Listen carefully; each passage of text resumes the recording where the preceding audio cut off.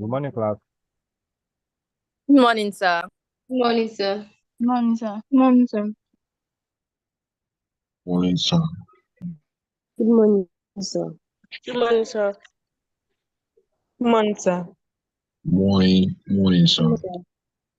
Okay. Oh, Good morning, sir. that's all. Thank you so much. Thank you so Good morning, much. sir. Thank you so much. Thank you so much. Thank you so much. Now it's good to meet you again on this segment of Bio 101, General Biology. Yes, I want to appeal to you today. Ensure that you remain muted, except when I ask you questions or I ask you to unmute. And after answering your questions, after making your point, you remember to go back to mute, please. And I told you, write your proper name. All these things are very important because they are used. May Samuel, I just spoke to you now. Now, may I ask you, can you please let me confirm if I'm live on YouTube?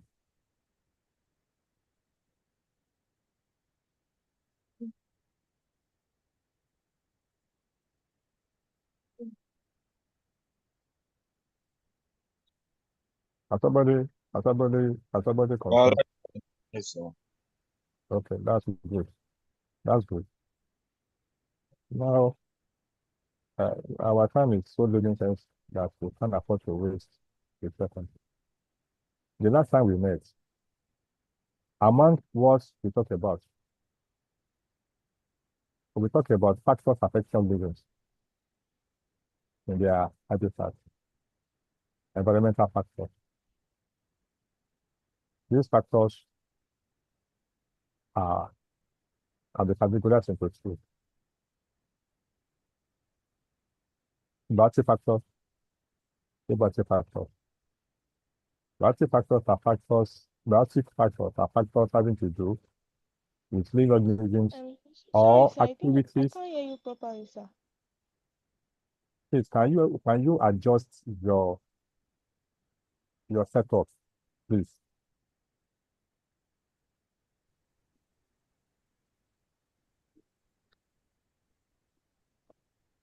Biotic factors are factors having to do with living organisms or activities arising from living organisms.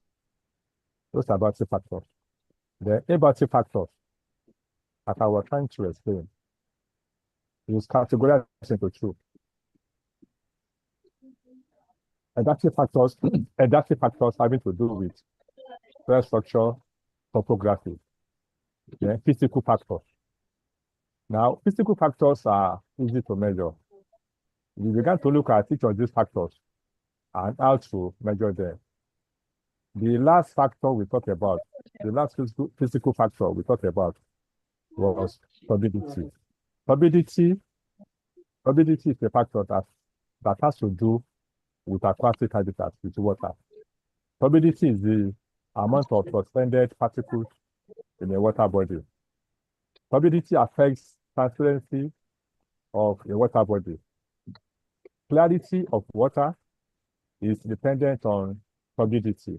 That is, how clear water body is determined by the amount of suspended particles or turbidity in that water. And we said it that turbidity measured by the use of what? Petri disk. Now today, we are going to see something different as we move forward in this aspect of the course. Now, if can you please mute yourself? If you do that again, I may have no choice than to throw you out. The first thing I did was to appeal to you. That should be enough for you to comply with. Okay. So for today, let's go on for today. We want to talk about we want to see introduction to population studies. Don't forget, population, we said, refers to a group of organisms of the same species that live together in a particular habitat or ecosystem at a given time. Now, part of what we studied in population studies as an aspect of ecology is how to determine the size of a population. When we say size, we refer to the total number of members of a particular species in an ecosystem or in a particular habitat. That is to say, you want to know the total number of a particular species in that habitat or ecosystem. And there are many methods that can be used to do this. We are going to look at just few, about 2 or 3 of the major factors, of the major methods of determining the size of the population. And the first one is the quadrat. The quadrat is a frame. The frame could be square or rectangular, but usually traditionally, the quadrat is constructed in square shape. Now, the frame we talk about can be made of wood. It can be made of metal. But the simplest form of quadrat to construct is with the use of wood. Now, that quadrat is thrown at different directions of the study field. Don't forget, the quadrat is used to sample populations in the field or terrestrial habitat. Sometimes you may not be able to throw the quadrat freely. In such a case, you can look for other things to construct a quadrat in such a field or habitat. So the quadrat is a frame, usually square, but can be rectangular, made up of wood, and can be made up of metal. It is thrown in different directions of the study area. And then from those throws, many data, many information can be estimated or deduced. The frequency of the species, the density of the species, the population size, that is to say, total number of the species in that habitat, can also be what? Estimated. These are quadrats. I hope you can see my pointer, my cursor. This is a quadrat, this is a quadrat. Now, this is a quadrat, but within this quadrat, there are also smaller quadrats within it. That is to say, you can have a quadrat like this. You can use it in this form. You can also construct a grid. What you have inside, this is grid 1, grid 2, grid 3, grid 4, grid 5, grid 6, grid 7. Within the same quadrat. It depends upon the species or population that you are asked to study. So these are quadrats. Can be made of wood, can be made of metal. And from following the quadrats in different directions, you can determine many things. You can determine many things, like I said earlier, the density, population size. Later, as we go on in the study of ecology, you will learn more about the quadrats and even use them. Another method that is commonly used to determine the size of a population in ecology is transect sampling. What is a transect? A transect is a rope or a tip or a twine that is marked at different intervals. That is marked at regular intervals. To use a quadrat, you simply go to the field, you stretch it out. One person holds one end, the other person holds the other end.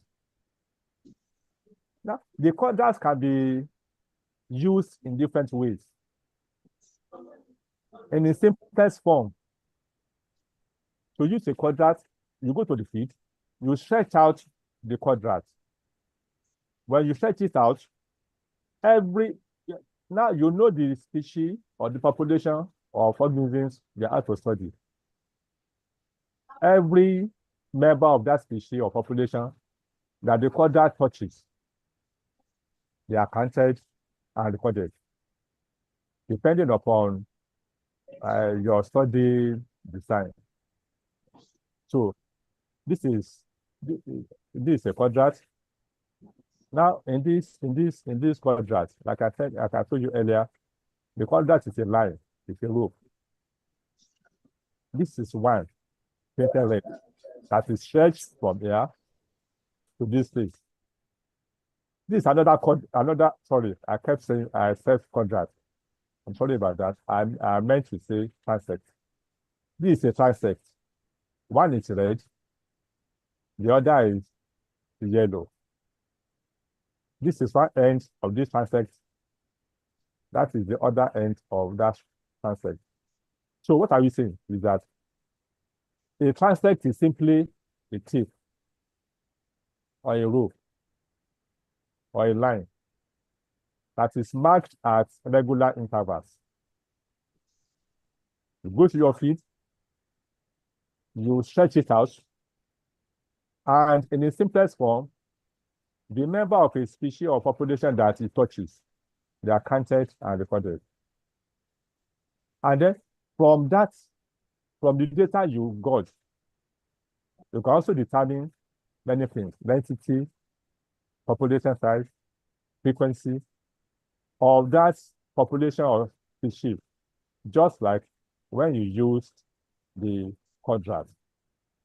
So that is a line transect. Don't forget the quadrat, the transect. Adams, can you please meet yourself? Please. I may have no choice after this. Whosoever does that, I may have no choice than to throw that person out. Now, again, the quadrat and the transect are used in field studies, in terrestrial habitats. And then we have another method. This time around, this method is used in aquatic habitats, and it is referred to as capture-recapture method. Now, in this method, what do you do? The method can be used to sample the size of aquatic organisms, like fish, like shrimps, like frogs.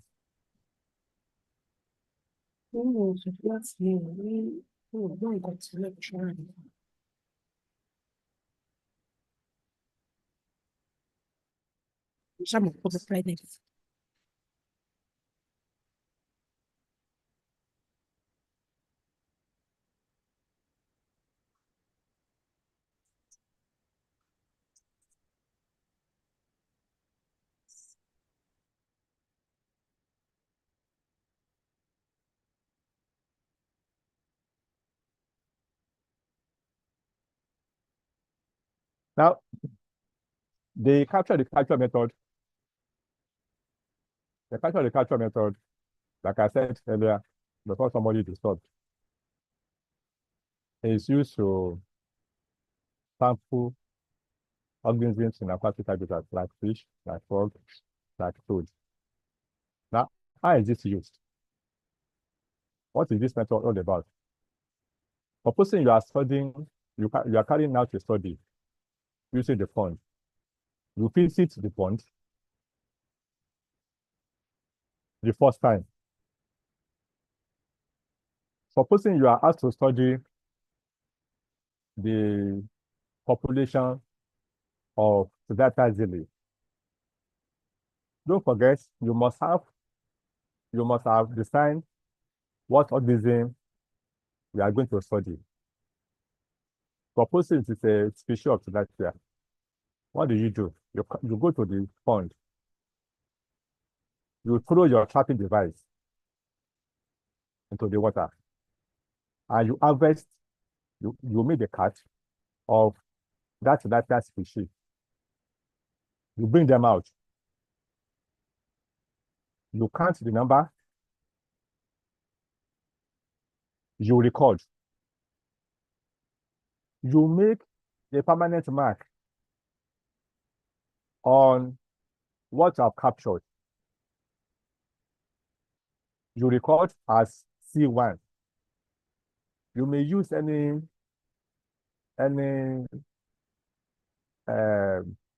number or any alphabet that is suitable for you.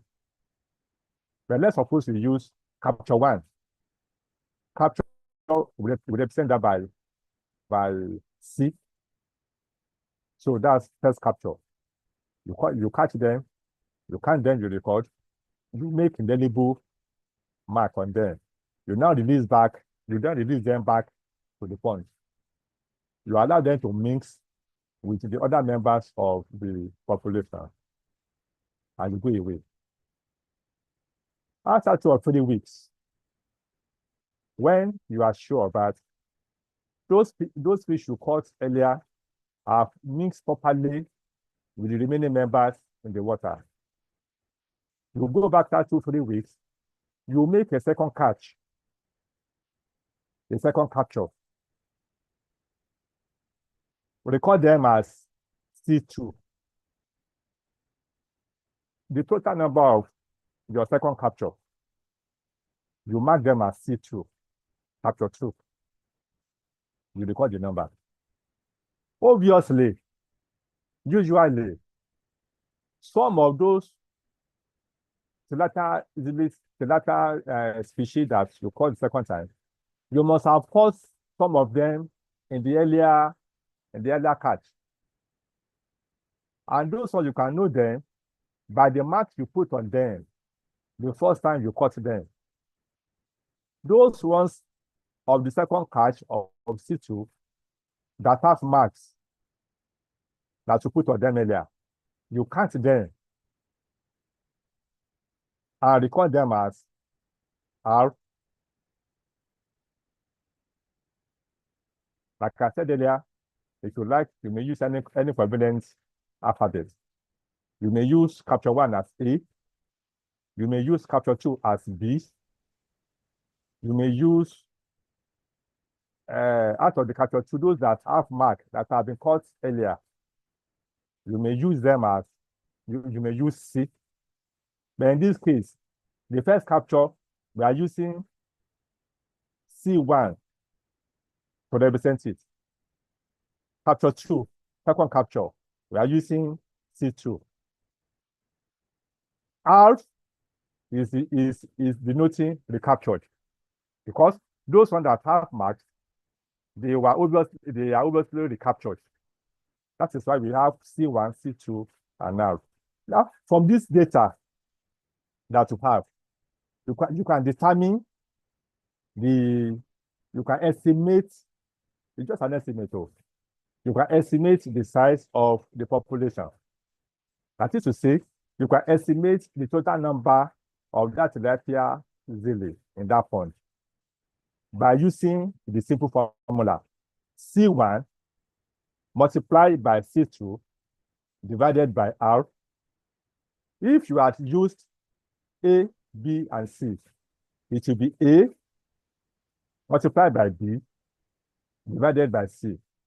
And then you can estimate, like I said earlier, these are estimates. And when you get your answer, don't forget, you are talking about living organisms. And you cannot have 3.2, 3.7. No. In the worst scenario, you round off to the nearest figure as your answer.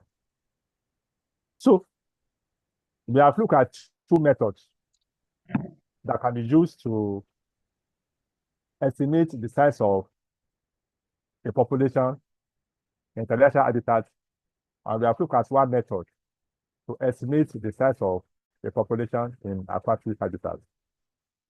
Other methods, as you go on in the study of ecology, you can underline, you will come across them. But for now, those are the 3 methods that we are focused on, and then we go ahead. Now let us see something that has to do with population studies, and that is biotic interaction. Now, like I said, within an ecosystem, there are 2 components. Living components, non-living components.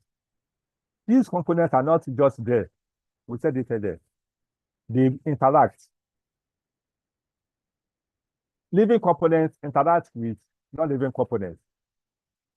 That is abiotic interaction. Living components interact with fellow living components. That is biotic interaction. So we want to see some interactions and they are effect on the interacting members. So that is why we are looking at biotic interactions. That is interactions among populations in an ecosystem.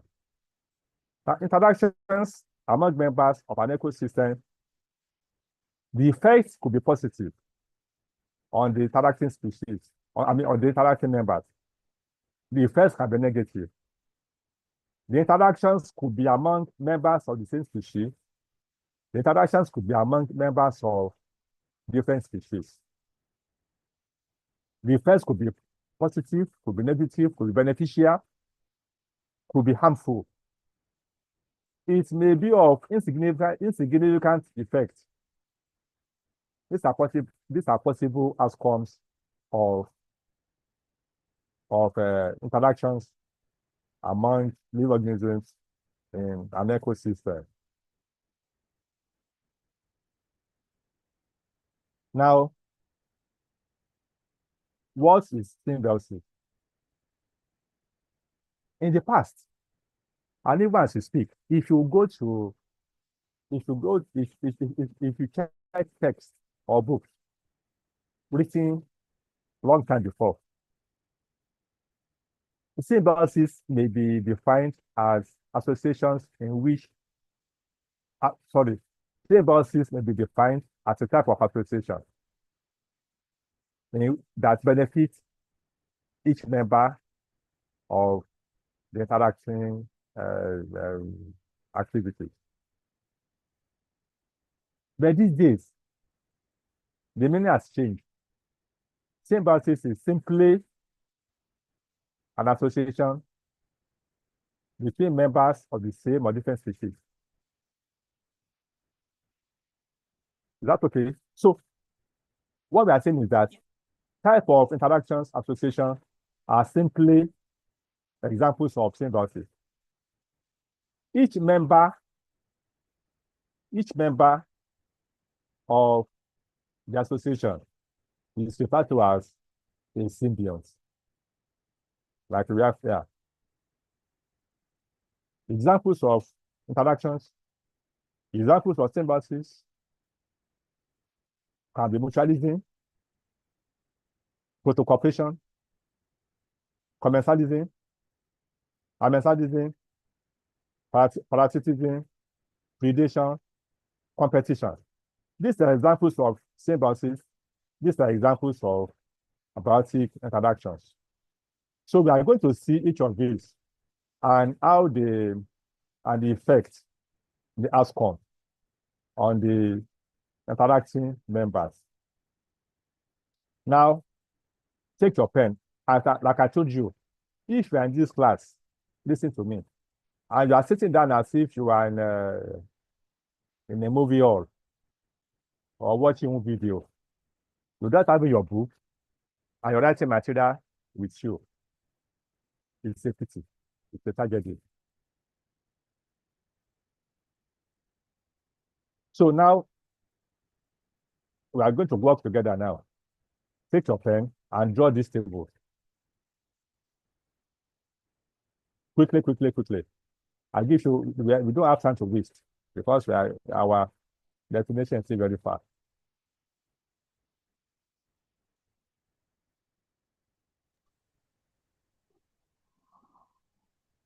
Draw this table quickly. This table has how many columns? 1, 2, 3, 4. It has 4 columns. And then how many rows? About 10 rows or thereabouts.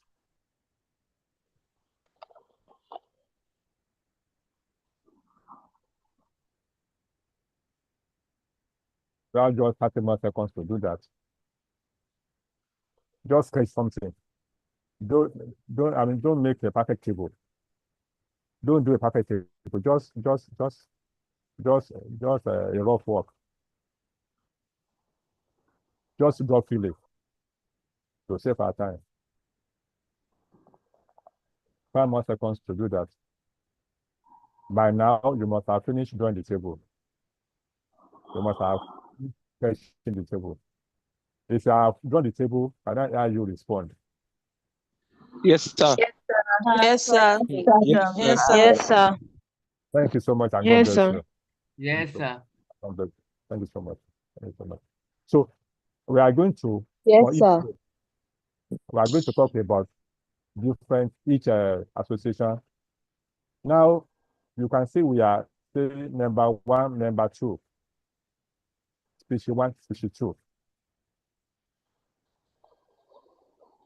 Somebody is raising up their hand. How may I help you? Mistake. It was a mistake, sir. Sorry, sir. Please. Okay.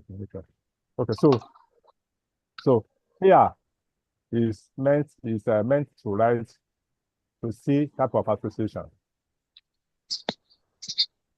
Then here will be the effect on species 1 or member 1. Don't forget, they could be of the same species. Association could be of the same species or different species. And then here, the effect on member 2. Now there are 3 possible effects that I'm going to look at. It is either there are so significant effect that is represented by 0. The effects could be beneficial. That is, the member or the species is benefited. That is represented by plus. The effects could be inhibitory or detrimental. That is why we are having minus to denote that. So what are we saying? Even you as a member of a class, as a student, you have to be mindful of who you associate with, of who you interact with. Because when you make friends, you make association, every association has its own effect. Don't make friendship association that will bring negative effect on you. So let's see the first one, mutualism. In mutualism, the 2 members are benefited, and it is compulsory. Interactions between 2 organisms that benefit the 2 of them. That is 1. Is that okay? And then that interactions is obligatory. Is compulsory. That is to say, 1 member cannot live independent of the other member. 1 member cannot live without the other member. So the 2 of them, number one, the 2 of them are benefited. Number 2, it is obligatory. It is compulsory. We have many examples, but for our purpose now, we are citing just 3 examples. Nitrogen fixing bacteria and the legumes. It is a popular belief that when you plant legumes in a farm, that it enriches, it gives the soil nitrogen. I am happy to you. Don't just make yourself. I do that. I'll be covering my class.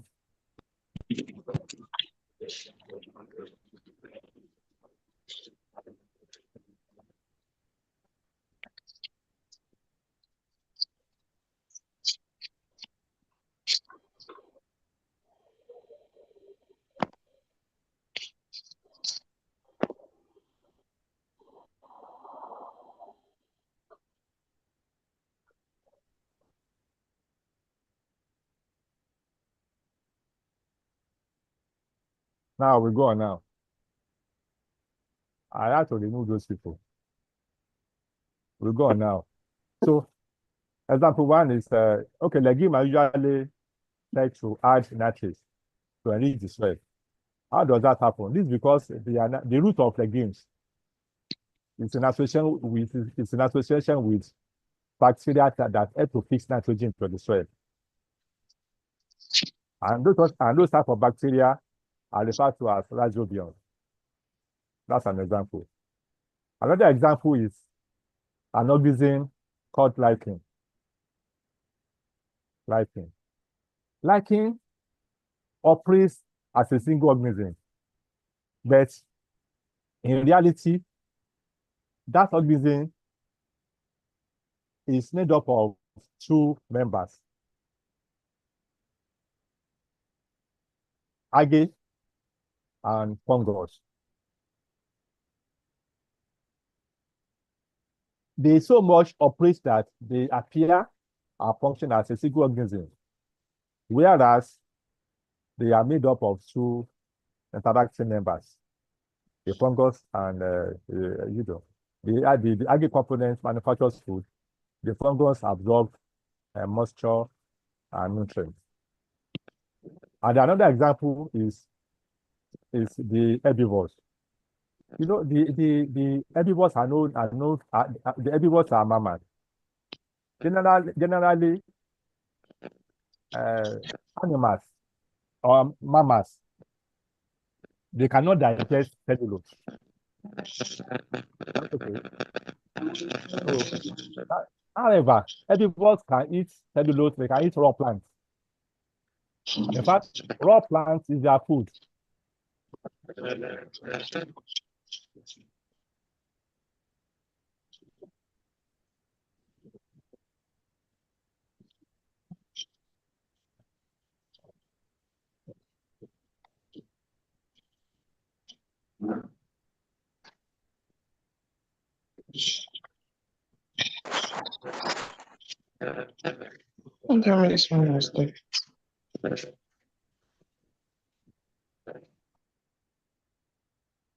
Okay, so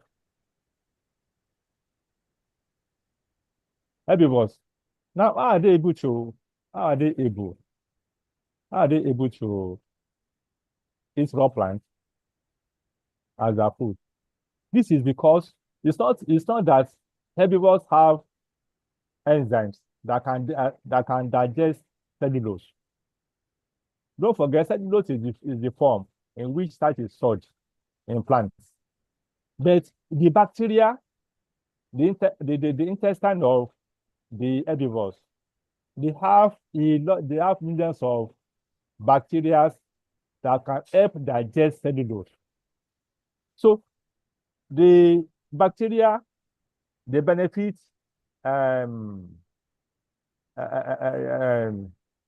accommodation, moisture, food from what? From the herbivores. Then, on the other hand, the herbivore benefits in the sense that the bacteria help in to digest cellulose.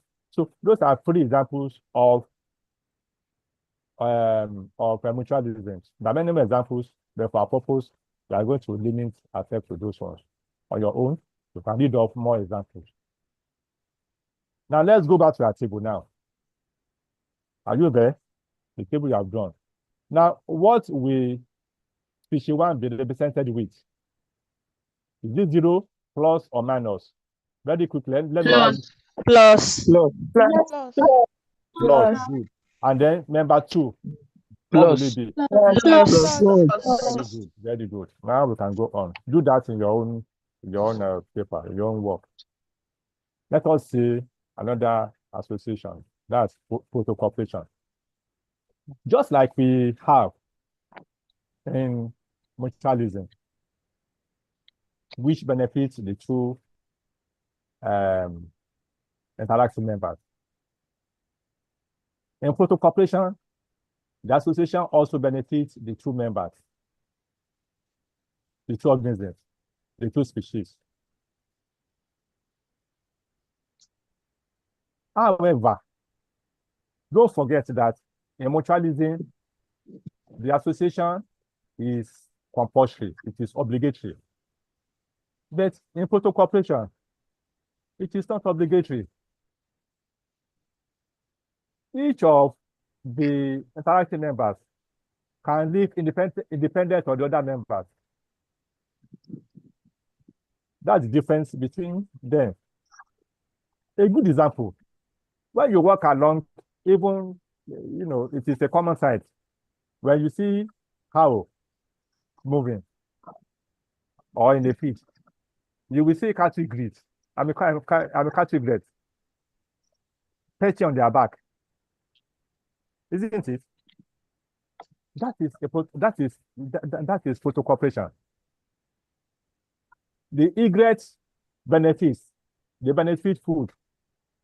And what food are they benefiting? They are picking ticks from the body of the cow. You understand? So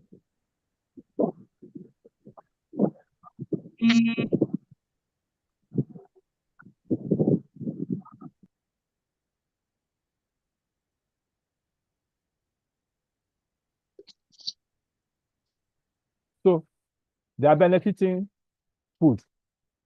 Then the cow, on the other hand, is benefiting from the fact that the cattle egress is removing pests from his body. However, if the egress decides to fly away, the cattle will survive. The egress will survive. So although the two members are benefited, but it is not obligatory. Now let us go back to our table now. For protocooperation, what will be the sign for species 1 or member 1? Plus. And then for species 2, what will be Plus. very good. I hope you have recorded that in your own paper, in your own work, in your own book. Yes. Let us go to another association, and that is commensalism. Now, in the two species we talk about, in the two interactions we are talking about, the two members are benefited. In commensalism, one member is benefited, the other is not affected. The other is neither benefited nor inhibited. It's neither gaining or losing.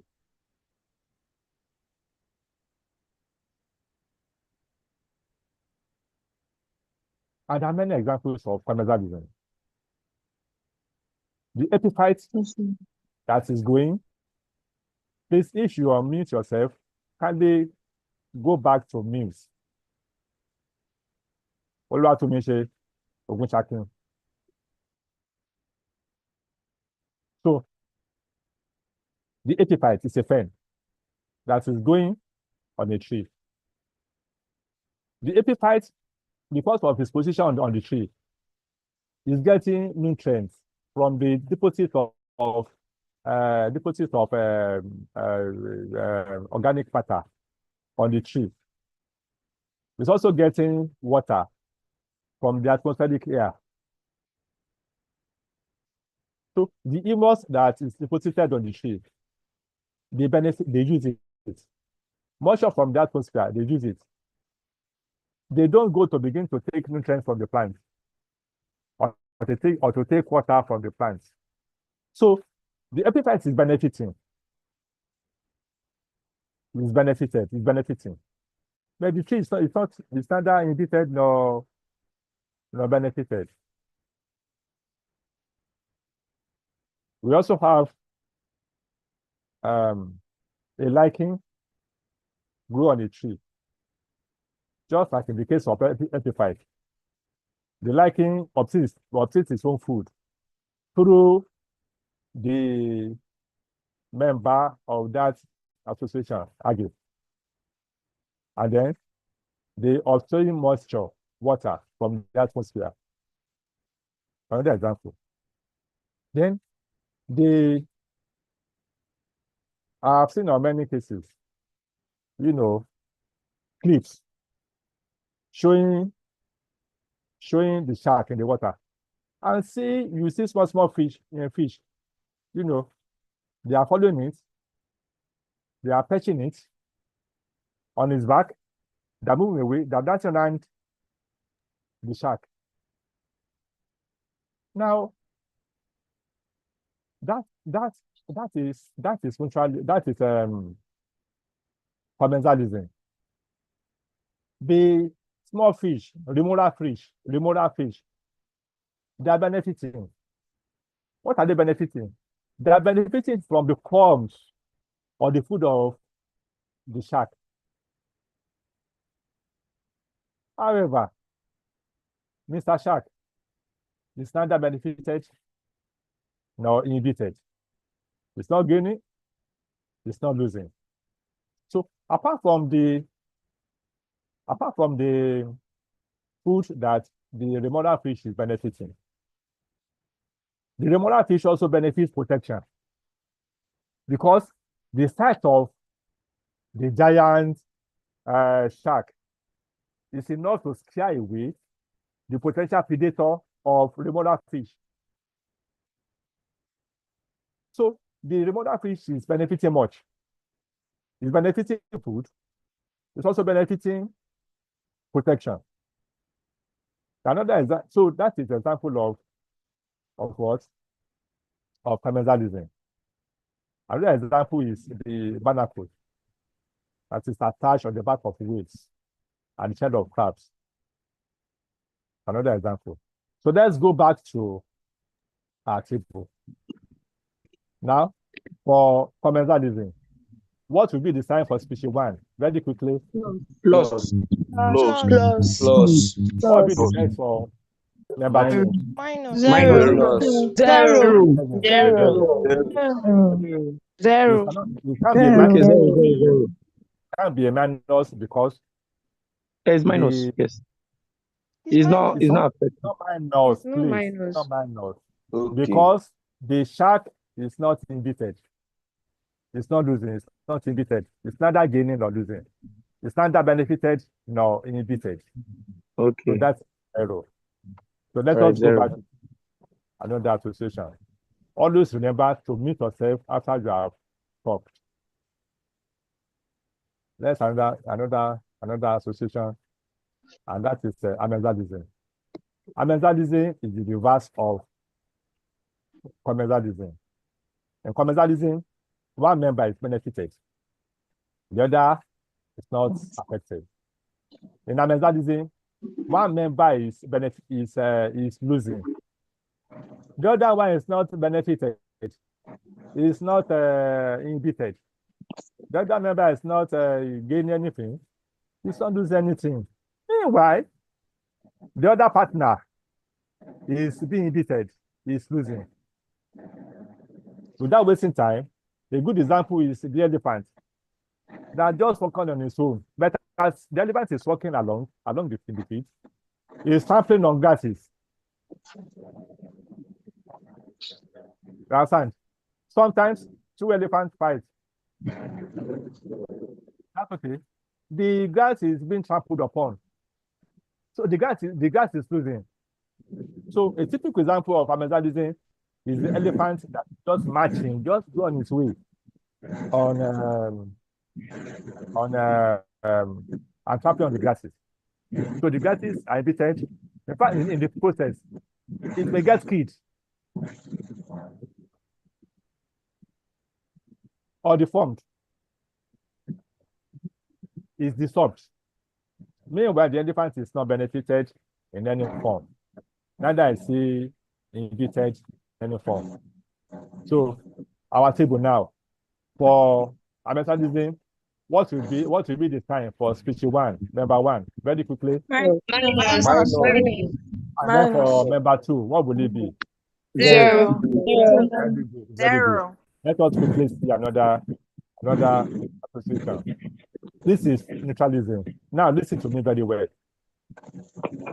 In reality, neutralism does not exist.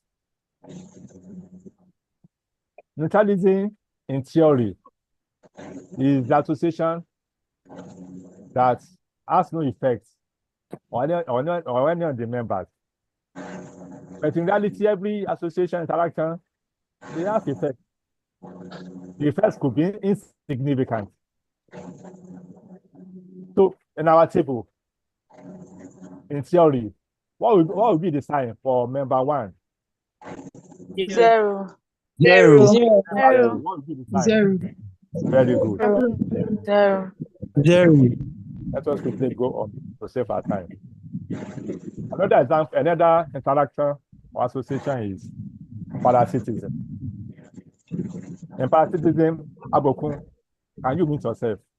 In parasitism, one member is inhibited.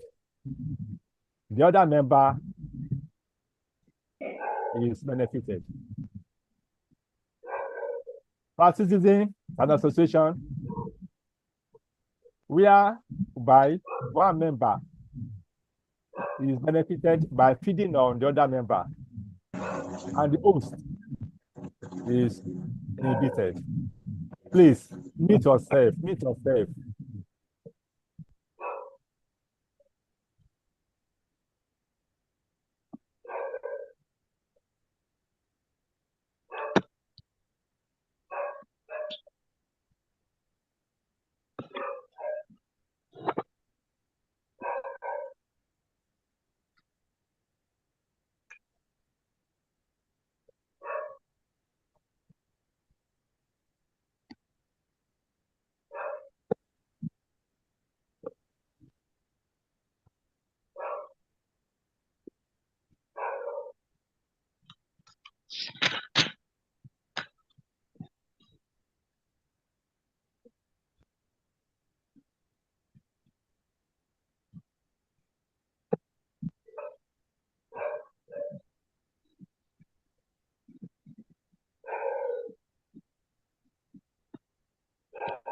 Okay, let's go on. Who is that Sarah? I said mute yourself, I said.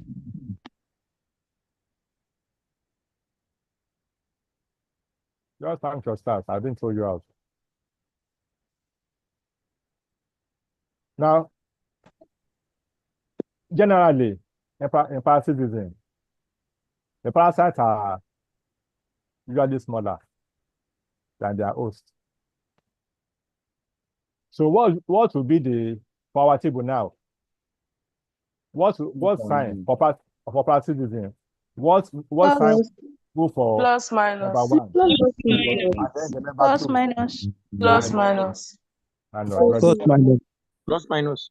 I will expect you to be able to start examples of parasitism. There are many examples.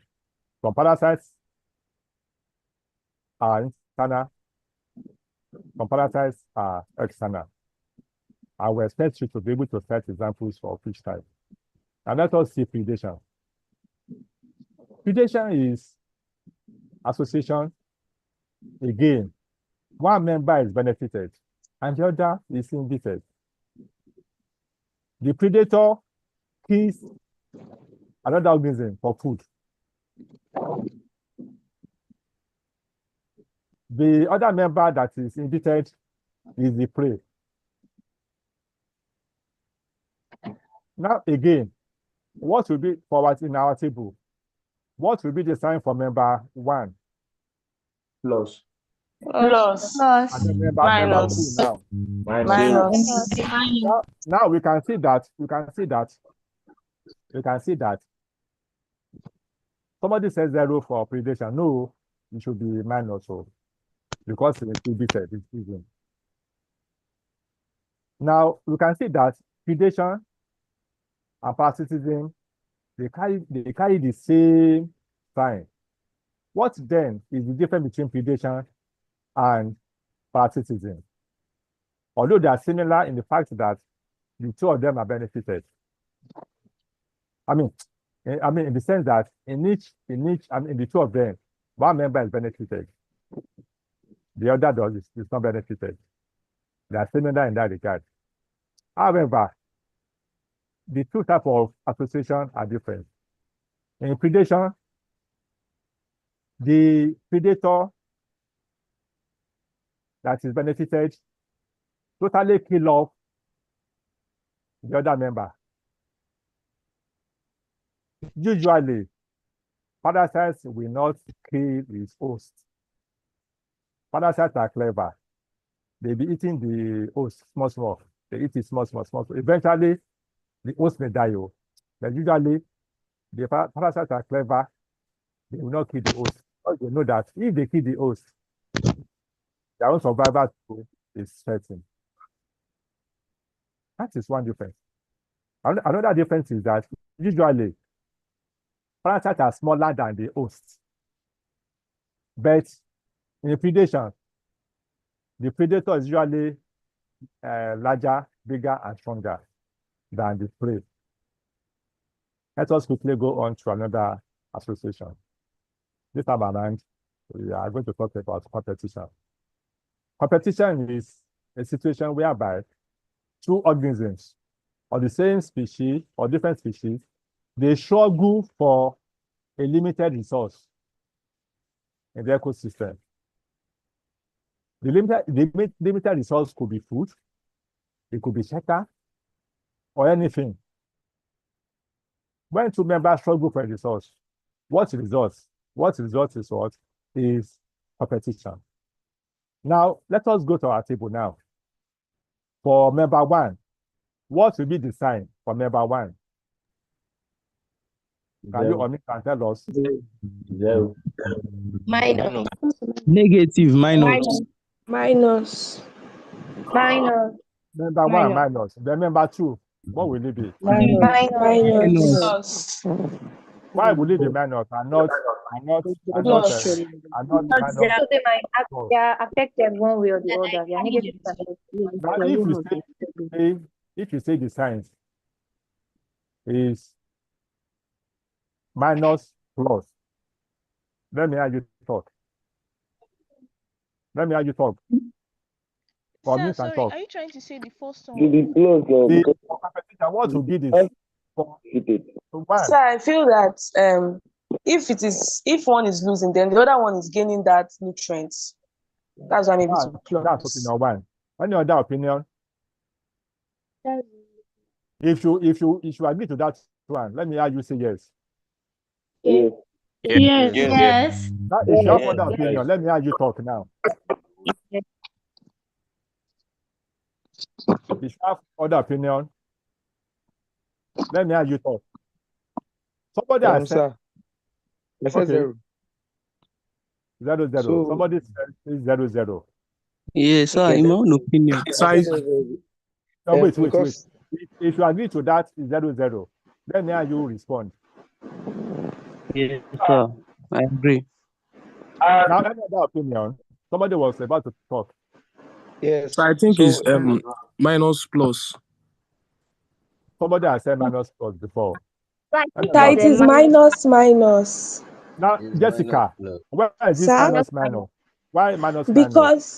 Because both of the organisms are harmed while struggling for the resource. Now, to save our time, the two members are inhibited. So, in competition, the two members are inhibited. If they use the lose word, they are losing. Now, let us look at human setting. However, in ecology, don't bring in human beings as for example. This is because human beings are very intelligent. They can alter the course of nature. But then for convenience, you understand? Look at human scenarios. If you are in a school on a campus, you understand? You share the same hostel. You live in one hostel with many bonds. And you have to buy your food. You can't cook. You must buy your food. If there is one food vendor, only one food vendor, you know, in that campus, you are you live.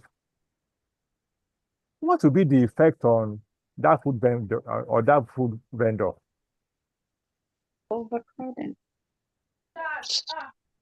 The vendor will make maximum gain. Is it a lie? No, sir. No. Because you must eat. Yes, it will make maximum gain because you must eat. And if you must eat, you must patronize the vendor. So if he likes, anything he likes is there for you, you will take it. Because you can't afford to go starving. Sir, No. something. Yes. If we look at this and your analysis in another aspect, let's say that there are more than one of you in the hostel. No, I've not finished. Let me just make my point. So that's a scenario that only one food vendor is in that hostel. And you must eat. It will make maximum gain. Now, if something happens, the management now brings in another vendor. They become two. What will happen? The first food seller that was there before, he will not want to lose his customer. The new food vendor, we want to gain customer because he knows that students were used to patronizing the person he met today. What will he do? He will try to increase his own quantity that will attract attention from old customers to ourselves. If that happens, that the students now shift focus and begin to patronize the second person just came. What will the old customer do? He will also increase his own quantity, isn't it? To draw back the customers that he had lost to the new member. And what will happen again? That will happen over and over. Eventually, who is now losing? The two of them are what? Are losing. That is what results in competition. So the sign will be for the minus. Member A minus, member B minus. So for our table, what do we have? What sign do we have? Minus. Now, I've shown this in that your table. This is a summary of all that we have said. This is a summary. Mutualism, species 1 plus, species 2 plus. It is obligatory. Protocol cooperation, species 1 plus, species 2 what? What is it? Can you talk? Species 2. It's not obligatory. Then it's not obligatory. Good. Commensalism, species 1 plus, species 2 0. Commensalism, species 1 plus, species 2 minus. Parasitism, species 1 plus, species 2 minus. Competition, species 1 minus, species 2 minus. Any question? So that we can go for next class.